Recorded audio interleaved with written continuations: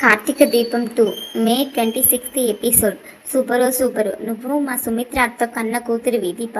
నిజం చెప్పిన కార్తీక్. ట్విస్ట్ అదిరిపోయింది. దీపక్ నిజం తెలిసింది. దాసు చెప్పిన నిజాన్ని కార్తీక్ దీపక్ చెప్పేశాడు. నువ్వు మా అత్త కూతురివి దీప అంటూ పారు చేసిన పాపాన్ని, జ్యోత్స్న చేసిన కుట్రలకు అసలు కారణాన్ని భార్యకు చెప్పేశాడు. ఈ క్రమంలోనే నీటి కథనం కీలకంగా ఉత్కంఠగా మారింది. ఇప్పుడు ఆ వివరాలు చూద్దాం. దీప పుట్టుక గురించి దీపే తెలుసుకోవడం ఆసక్తికరంగా మారింది. అసలు ఏం జరిగింది అంటే, జ్యోత్స్న కార్తీక్ని కట్టు బానిసలా చేసి చుక్కలు చూపిస్తున్న సంగతి తెలిసిందే కదా. ఆఫీస్లో ఆఫీస్ బాయ్లా కాఫీలు తెప్పించుకొని, టేబుల్స్ తుడిపించుకొని చుక్కలు చూపిస్తుంటే ఇంటికి తీసుకెళ్లి తాత షూస్ తుడిపించి భోజనాలు వడ్డించమని ఇలా చాలా రకాలుగా ఆట ఆడిస్తుంది. అయితే కార్తీక్ అందుకు ఏమాత్రం ఫీల్ అవ్వడు. జ్యోత్స్నకు త్వరలోనే నేను చుక్కలు చూపిస్తా అని మనసులో అనుకుంటూ ఉంటాడు. ఈ క్రమంలోనే శివనారాయణ, సుమిత్ర, దశరథ్, పారుల దగ్గర కార్తీక్ని అవమానించిన జ్యోత్స్న అవన్నిటినీ వీడియోలు తీస్తుంది. వాటిని దీప చూసేలా కాంచనకి ఫోన్కి పంపిస్తుంది.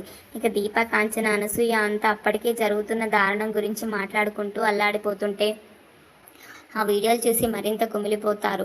కార్తీక్ ఇంటికి వచ్చేసరికి అదే విషయం గురించి ముగ్గురు ఏడుస్తూ జ్యోత్స్న తిడుతూ కార్తీక్ని ఇక రేపటి నుంచి వెళ్ళొద్దు అని ఒప్పించే ప్రయత్నం మొదలు పెడతారు.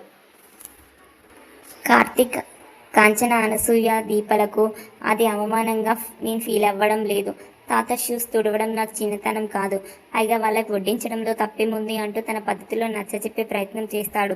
అయితే కాంచన ఏడుస్తూ, నేను బాధ పెట్టే ఎవరు నాకొద్దురా, అది నాకు అన్న తండ్రి అయినా సరే, తోబుట్టు అయిన అన్న అయినా సరే నాకొద్దు, వాళ్ళతో నాకు ఏ సంబంధం వద్దు, వదిలేరా వాళ్ళని అంటుంది.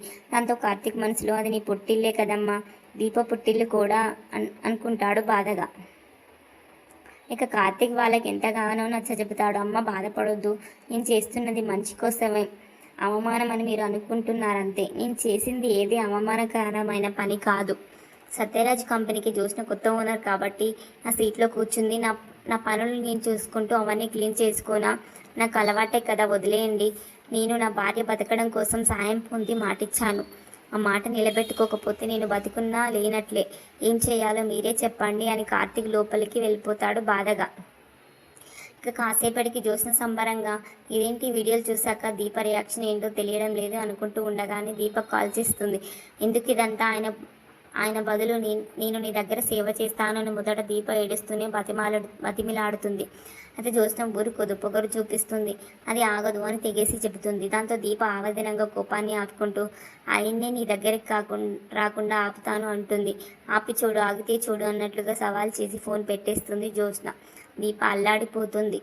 ఇక మర్నాడు కార్తీక్ లేచి రెడీ అయ్యి జ్యోత్స్న దగ్గరికి బయలుదేరుతుంటే దీప అడ్డుపడుతుంది. వెళ్ళడానికి వీల్లేదు, నా మీద నీకు ఏమాత్రం ప్రేమ ఉన్నా జ్యోత్స్న దగ్గరికి వెళ్ళొద్దు అని అరుస్తుంది కాస్త కోపంగా. ఇదంతా నీకోసమే చేస్తున్నా, నేను ఆ ఇంటి దగ్గర చేయడానికే చేస్తున్నా అంటాడు కార్తీక్. వద్దు, ఆ ఇంటితో ఇక మనకి ఏ సంబంధం వద్దు అంటుంది దీప కోపంగా. దాంతో కార్తీక్ దీపని పక్కకు లాక్కొని వెళ్ళి నిజం చెప్తాడు. నేను ఆ ఇంటికి ఎందుకు దగ్గర చేయాలంటే, నువ్వు మా సుమిత్ర అత్త అసలు కూతురివి అని అరుస్తాడు కార్తీక్.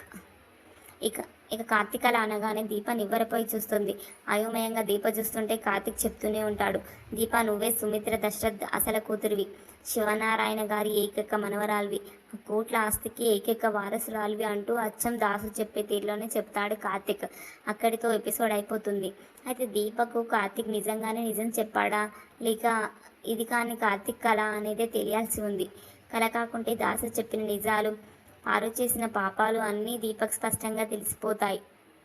ఇలాంటి మంచి వీడియోస్ కోసం నా ఛానల్ని సబ్స్క్రైబ్ చేయండి, షేర్ చేయండి, లైక్ చేయండి, వీలైతే కామెంట్ చేయండి, నైస్ అని కానీ అస్సాం అని కానీ. Thank you.